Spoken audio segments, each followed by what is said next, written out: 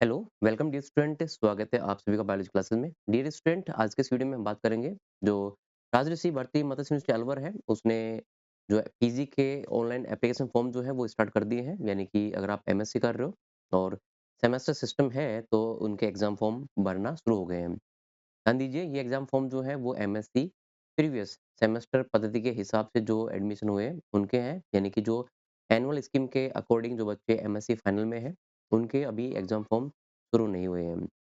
तो कितनी तारीख लास्ट डेट है, और साथ ही आज हम यहाँ पे समझेंगे कि जूलॉजी हो, केमिस्ट्री हो या फिर बॉटनी हो, अगर आप इन सब्जेक्ट से एमएससी कर रहे हो तो उनका पेपर का पैटर्न जो है वो क्या रहने वाला है, सिलेबस। तो समझते हैं पहले कि जो राजऋषि भर्ती मत्स्य न्यूज़ अलवर ने 9 तारीख को जो नोटिफिकेशन जारी किया था, उसमें एमएससी के लिए जो एनईपी स्कीम के तहत सेमेस्टर फर्स्ट में रेगुलर रहेंगे या फिर नॉन कॉलेज वाले स्टूडेंट्स रहेंगे, ठीक है? इन स्टूडेंट्स की जो फॉर्म भरने की जो डेट है वो 10 तारीख से शुरू है, और बिना किसी विलंब शुल्क के 18 जनवरी 2026 तक आप अपना एग्ज़ाम फॉर्म भर सकते हो। ये जो ड्यू और सेमेस्टर फर्स्ट के जो ड्यू हैं और सेमेस्टर थर्ड में जो बच्चे पढ़ रहे हैं ऑलरेडी, ठीक है? तो उन बच्चों के लिए भी एग्ज़ाम फॉर्म भरना शुरू हो गए हैं, और 19 जनवरी से और 21 जनवरी तक ₹100 एक्स्ट्रा चार्ज जो है वो देना होगा। साथ ही ₹500 जो है, अगर लेट फीस लग रही है ₹500, तो आप अपना फॉर्म जो है वो 23 जनवरी तक भरवा सकते हो, ठीक है? यहाँ पर एक इम्पोर्टेंट चीज़ जो है वो इन्होंने मेंशन करी है, क्या? कि सर्वर डाउन की समस्या से बचने के लिए, ठीक है? सर्वर डाउन की समस्या से बचने के लिए आवेदन की अंतिम तिथि का इंतज़ार ना करें। इसका मतलब ये है कि फॉर्म भरने के लिए जो टाइम यहाँ पर दिया गया है, शेड्यूल यहाँ पे बनाया गया है, इसी शेड्यूल के अंदर आपको एग्ज़ाम फॉर्म भरना है। उसके बाद में आप परीक्षा में बैठने से वंचित रह सकते हो, ठीक है? परीक्षा फॉर्म कैसे भरा जाएगा उसके लिए यहाँ पर सामान्य निर्देश जो है वो दिए गए हैं, ठीक है? सभी परीक्षार्थियों को आवेदन पत्र भरने हेतु एबीसी आईडी जो है वो आवश्यक रूप से बनानी होगी, ठीक है? उसके बाद में आप वेबसाइट पे जाकर के जो दिशा निर्देश हैं, उसको पढ़ कर के अपना एग्ज़ाम फॉर्म जो है वो भरवा सकते हो, ठीक है? तो ये तो रही बात एग्ज़ाम फॉर्म भरने संबंधित कि कितनी तारीख से शुरू है और लास्ट डेट कब रहने वाली है, और एक्स्ट्रा फीस क्या रहने वाली है। अभी हम समझते हैं कि हमारा जो एग्ज़ाम पैटर्न है वो कैसे रहेगा। मान लीजिए अगर आप एमएससी सब्जेक्ट जूलॉजी से करते हो, ठीक है? या फिर बॉटनी से करते हो या फिर केमिस्ट्री से करते हो, ठीक है? तीनों सब्जेक्ट के स्टूडेंट्स के लिए यहाँ पर जो पैटर्न है वो बताया जाएगा। इस प्रकार का जो पेपर है वो आने वाला है। देखिए, यहाँ पर जो मेंशन किया गया है कि ईच थ्योरी पेपर शैल कैरी 100 मार्क्स, यानी कि आपके जितने भी पेपर होंगे, वो सभी पेपर 100 नंबर्स के रहेंगे, ठीक है? इसमें से बोला गया है कि it will be 3 hours durations, और ये आपको 3 घंटे में करने होंगे, ठीक है? 100 का आपका पेपर रहेगा और इसको करने के लिए टाइम जो है वो 3 घंटे का रहने वाला है। पेपर जो है वो यहाँ पे डिवाइड किया गया है। डिवाइड में यहाँ पर पार्ट ए और पार्ट बी, 2 पार्ट यहाँ पे डिवाइड किए गए हैं। इस प्रकार से मान लीजिए कि हमारे पास में ये पेपर है, ठीक है? इस पेपर में पार्ट ए और दूसरा रहेगा पार्ट बी। पार्ट ए में तो क्वेश्चन 1 ही आएगा, क्वेश्चन नंबर 1, और इसके छोटे क्वेश्चन आएँगे 10 तक, ठीक है? 10 तक छोटे क्वेश्चन इसमें आने वाले हैं, और 10 तक जो सारे छोटे क्वेश्चन आएँगे उन सब का जो नंबर होगा वो इक्वल होगा। 2 नंबर उनके मार्क्स रहेंगे, ठीक है? तो 10 छोटे क्वेश्चन्स हो गए 20 नंबर के। तो पार्ट ए जो है वो रहेगा 20 नंबर का टोटल, ठीक है?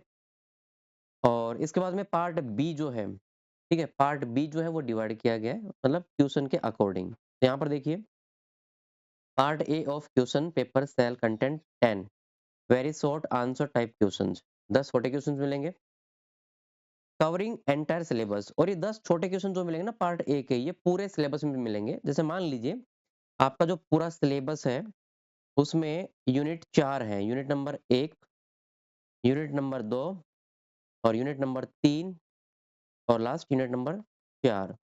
एक यूनिट में हो सकते हैं 5 पॉइंट हो, दूसरे में भी हो सकते हैं 5 पॉइंट हो, तीसरे में भी 5 पॉइंट हो, चौथे में भी 5 पॉइंट हो। तो सभी पॉइंट्स ओके, ठीक है?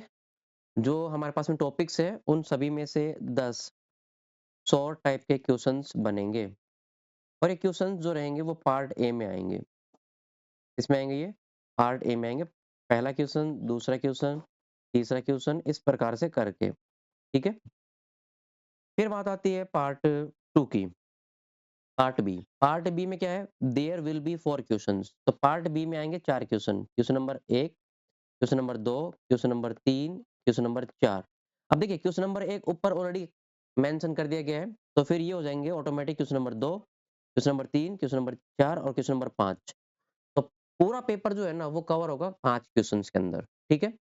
और ईच क्वेश्चन जो रहेगा ना वो आपका रहेगा 20 मार्क्स का। अब इसमें डिवाइडेशन हो सकता है, ए या बी सब पॉइंट आ सकते हैं, तो वो 10 और 10 के हिसाब से हो जाएँगे। पर यदि किसी क्वेश्चन में 4 आ रहे हैं, ए, बी, सी, डी करके, तो हर सब पार्ट जो होगा वो 5-5 नंबर का हो जाएगा। ठीक है ना? ये सिनेरियो रहने वाला है। तो हम अगर बात करें क्वेश्चंस की, तो पार्ट ए जो है उसमें पहला क्वेश्चन आएगा और 20 नंबर का। फिर पार्ट बी की बात करते हैं। पार्ट बी जो है, ठीक है? इसमें आएँगे question 4, question number 2, question number 3, question number 4, question number 5। सभी आएँगे 20-20 मार्क्स के। टोटल पेपर हो गया आपका 100 मार्क्स का। ठीक है? ये पैटर्न रहेगा। अब देखिए, अब इसका सिलेबस क्या रहेगा? देखो, part B there will be 4 questions 1 per unit. तो एक क्वेश्चन जो आएगा ना, एक क्वेश्चन, वो आएगा यूनिट नंबर 1 से, ये आएगा यूनिट नंबर 2 से, ये आएगा यूनिट नंबर 3 से और ये आएगा यूनिट नंबर 4 से, ठीक है? तो आपके 4 यूनिट दे रखे हैं, सिलेबस में आप चेक करना आपके 4 यूनिट हैं, जैसे कि मेरे पास में जूलॉजी का सिलेबस है यही। अब इसमें आप देखो, पहला पेपर जो है मैं आपको बता रहा हूँ, यहाँ पे हमारा पास पहला पेपर है ये बायोसिस्टमैटिक एंड टैक्सोनॉमी का। इसमें यूनिट नंबर 1 है। इस यूनिट नंबर 1 में हमारे पास में टॉपिक है, टोटल 5 टॉपिक है। तो इन पाँचों में से है ना, एक क्वेश्चन बन के आएगा, ठीक है? 20 नंबर का मार्क्स का आएगा। फिर आएगा हमारे पास यूनिट नंबर 2 जो है, ये भी 20 मार्क्स की है। यूनिट नंबर 3 जो है, उसमें भी 1 क्वेश्चन आएगा और यूनिट नंबर 4 है, इसमें से भी 1 क्वेश्चन और वो क्वेश्चन जो रहेगा वो 20 नंबर का रहेगा, ठीक है? अब इसमें 4 ही पॉइंट्स हैं, तो चारों पॉइंट्स में से कोई भी एक क्वेश्चन आएगा। अब वो क्वेश्चन ज़रूरी नहीं है कि क्वेश्चन नंबर अब चौथी यूनिट है ना, तो उसका 5वाँ क्वेश्चन रहेगा। अब ये क्वेश्चन जो है ना, अब आप कहोगे सर ये आ गया और ये 3 नहीं आए तो फिर? तो देखो, उसके लिए ये सिस्टम है कि इस वाले पॉइंट में से आपको दे देगा 5वें का ए करके, समझ रहे हो? तो ये दे देगा आपको 5 नंबर का, फिर इसी में दे देगा बी पॉइंट, ये भी दे देगा आपको 5 नंबर का, फिर दे देगा सी पॉइंट, ये दे देगा 5 नंबर का, फिर दे देगा डी पॉइंट, ठीक है? ये भी 5 का। अब क्या होता है कि अब क्वेश्चन नंबर 5 का अथवा भी दे सकता है वो आपको। अगर आपको ये 4 नहीं करने हैं तो अथवा में भी आपको ए, बी ये 10 और 10 के हिसाब से दे देगा। अब मान लेते हैं कि पहले वाले में से और दूसरे वाले में से 4 बना दिए ए, बी, सी और डी करके 5-5 नंबर के। तो फिर 3rd में से और 4 में से आपको ये अथवा में मिल रहा है ना, ऐसे मेंशन कर सकता है ना वो। तो मतलब सिलेबस जो है ना, सिलेबस सिलेबस पूरा कवर करने की कोशिश की जाएगी पेपर में। इससे क्या होगा, इससे बच्चे जो है वो आसानी से अपना काम जो है पेपर में कर सकते हैं। ऐसा नहीं है कि बस पहला पॉइंट का क्वेश्चन बन गया 20 नंबर का, बस हो गया पेपर, ऐसा नहीं है। इसके भी मिलेंगे, इसके मिलेंगे, इसके मिलेंगे। हाँ, एक एक छूट जाए तो बात अलग है 3 में से, बाकी क्वेश्चन आपको सभी में से मिलेंगे। वेटेज सभी का बराबर ही रखेंगे पेपर में, ठीक है ना? तो ये है ना आपका पैटर्न जो है वो रहने वाला है। अब अब इसके बाद आता है प्रैक्टिकल, तो टोटल हो गए यहाँ पर कितने के 80 मार्क्स का बी पार्ट हो गया और 20 नंबर का ए पार्ट हो गया। फिर बात कर लेते हैं प्रैक्टिकल एग्जाम की, तो उसका क्या जो पैटर्न है वो रहेगा। तो एग्जाम जो रहेगा ना प्रैक्टिकल वाला, वो रहेगा 6 घंटे का। जिसमें क्या होगा, लैबोरेटरी के एक्सपेरिमेंट भी आ जाएँगे, एक्सरसाइज भी आ जाएँगी, वाइवा का और जो एग्जामिनेशन पूरा पैटर्न है ना, वो सारा इसमें इंक्लूड होगा 6 घंटे के अंदर, ठीक है? तो ऐसे स्टूडेंट जो एमएससी सेमेस्टर फर्स्ट में बैठ रहे हैं और एग्जाम देंगे, तो भाई अपनी तैयारी जो है ना, वो इस हिसाब से रखो आप। सिलेबस को पहले कवर करो, हर यूनिट को आप प्रिपेयर करो, ठीक है? ऐसे करके हर यूनिट में से, क्योंकि हर यूनिट का वेटेज 20 नंबर का है, बराबर है। और बाकी जो एक पहला क्वेश्चन 20 नंबर का आएगा, वो तो सब में से बराबर ही आएगा, ठीक है? तो शॉर्ट टाइप का जो क्वेश्चन रहेगा ना, वो वाला। तो इस हिसाब से आप अपना जो एग्ज़ाम है ना, वो भई प्रिपेयर कर सकते हो, दे के आ सकते हो। अभी जो है हमारे पास में बॉटनी का भी सिलेबस है, ठीक है? ये हमारे पास में बॉटनी का, इसमें भी जो है बातें ऐसे ही मेंशन की गई हैं। बॉटनी के लिए।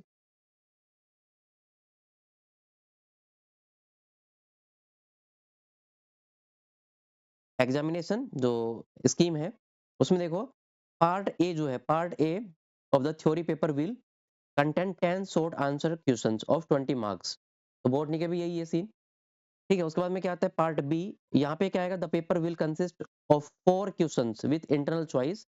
इंटरनल चॉइस मिलेगी आपको, मैंने बोला ना कि जैसे मान लीजिए क्वेश्चन नंबर 2 में है, तो जो क्वेश्चन नंबर 2 दिया जाएगा उसमें आपको ऑप्शन अथवा करके मिलेगा, जबकि पार्ट ए में कोई अथवा नहीं मिलेगा, उसके 10 के 10 सीरियल से मिलेंगे आपको, सभी करने पड़ेंगे, ठीक है?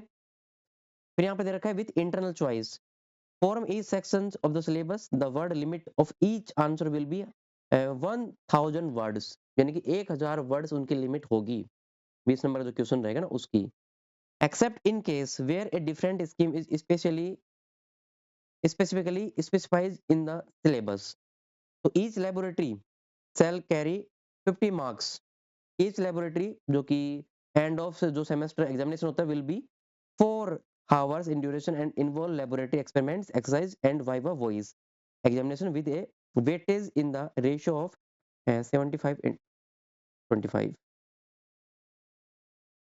Examination scheme will be as per notified by the university. ये सब चीज़ जो है मेंशन करी हुई है। बाकी और क्या-क्या क्राइटेरिया है वो सब यहाँ पर मेंशन किया गया है। शॉर्ट टर्म में आप समझो पार्ट ए और पार्ट बी 2 पार्ट आएँगे पेपर के। पार्ट ए कंपल्सरी है, उसके 10 के 10 आपको करने होंगे, कोई इंटरनल चॉइस नहीं मिलेगी। पार्ट बी में 4 क्वेश्चन आएँगे, जिसमें आपको इंटरनल चॉइस मिलेगी, अथवा का ऑप्शन भी आपको मिलेगा, ठीक है? ऐसे ही केमिस्ट्री जो है उसका भी यहाँ पर जो सेम पैटर्न है वो रहने वाला है। केमिस्ट्री का सिलेबस जो है वो मेरे पास डाउनलोड नहीं है, तो आप राज यूनिवर्सिटी की साइट पे जाकर के डाउनलोड कर सकते हो। साइट जो है वो uniraj.ac.in है।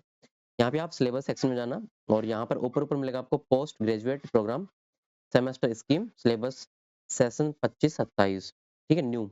इस पे जैसे आप क्लिक करोगे ना, तो फिर ये ऑप्शन जो है आपके सामने आ जाएँगे। जैसे फैकल्टी कॉमर्स है, ठीक है? आर्ट्स है या फिर साइंस है, तो वहाँ पे जाकर के आप एमएससी केमिस्ट्री को डाउनलोड कर लेना, ठीक है? और उसमें आप चेक कर लेना अपना जो सिलेबस पैटर्न जो है वो सारा।